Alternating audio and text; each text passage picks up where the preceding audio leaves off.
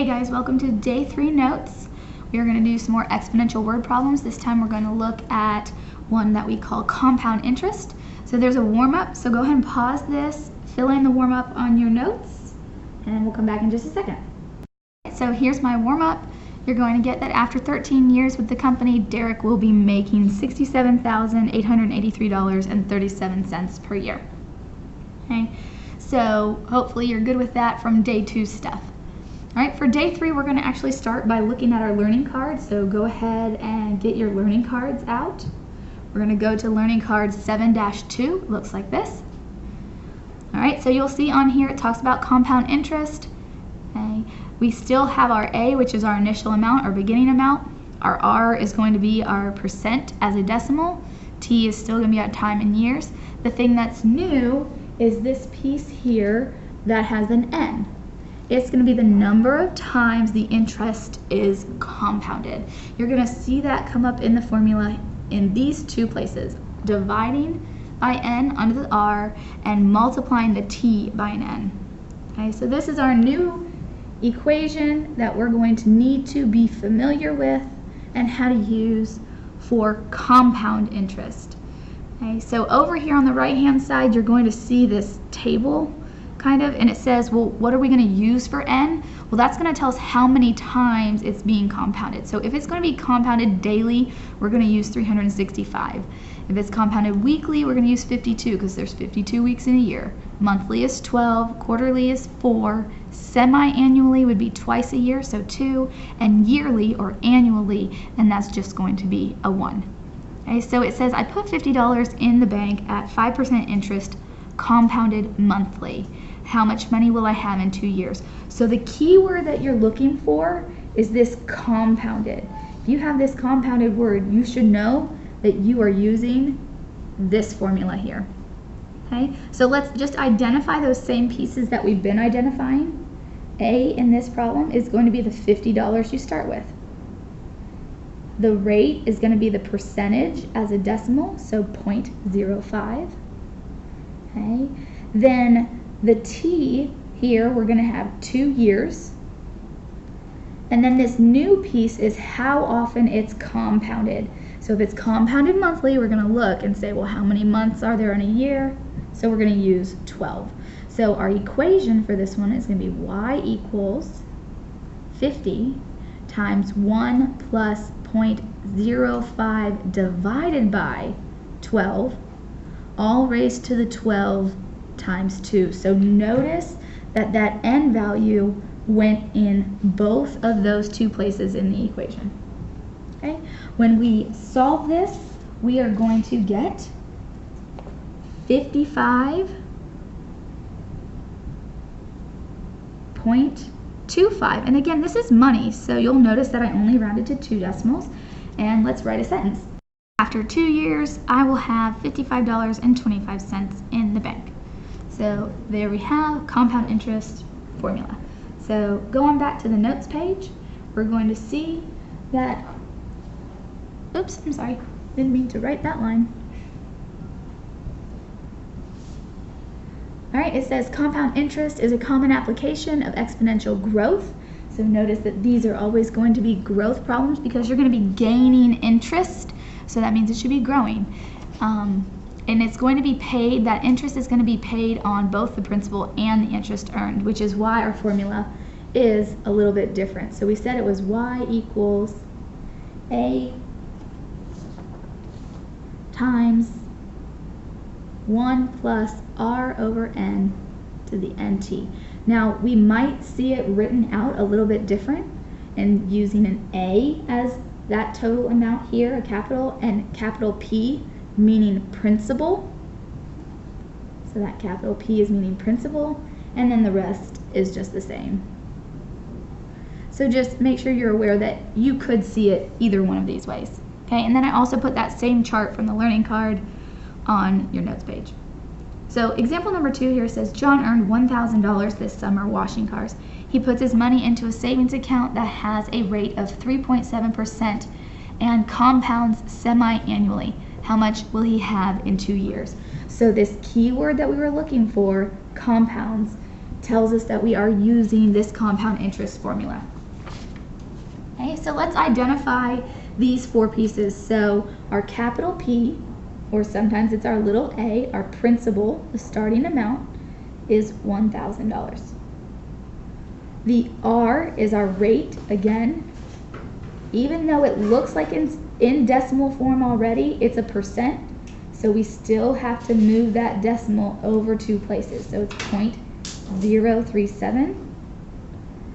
Our N is how often it's compounded. So if we look up here, semi-annually means twice a year. And how much time we're looking at is 2 years. All right, so we're just gonna plug these in.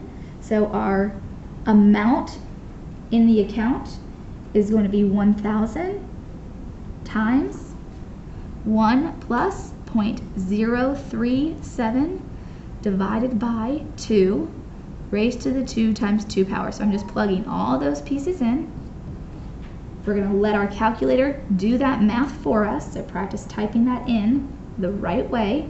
Okay, be careful when you get to this fraction, use the N over D button.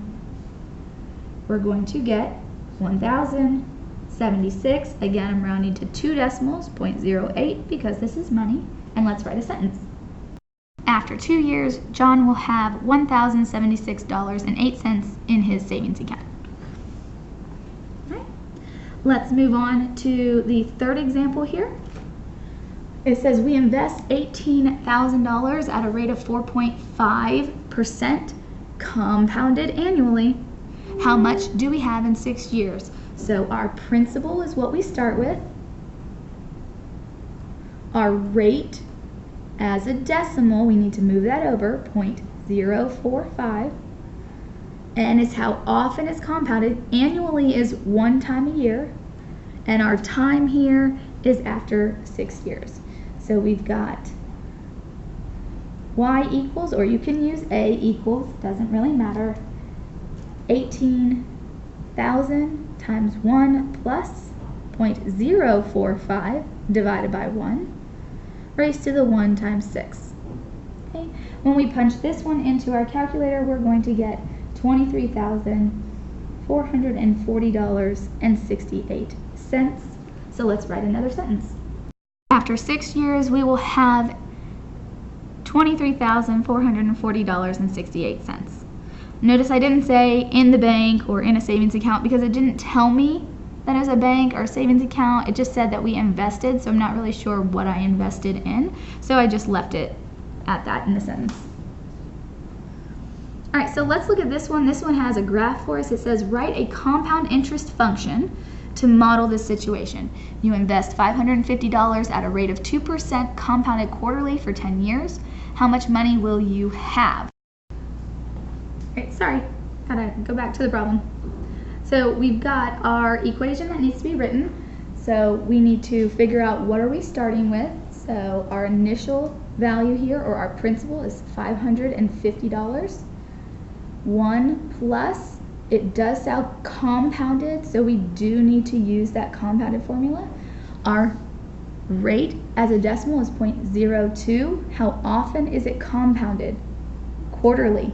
There are 4 quarters in the year, so 4 and 4 times our 10. Okay. So our P was 550, our R was 0.02, quarterly for our N, and time was 10 years. Okay. So if you use the equation in the table of your calculator, you are going to be able to get an actual table with your Y values. So your X values are going to be your numbers of years, which is our T here. And then our money is actually going to be our total, so our Y's. So at 0, it's 500. At 1 year, it's 510.08. Then at 2 years, it's 520.35. Then 530.84. Then 541.54. 552.45. 563.58. 564.86. 574.94, 586.52,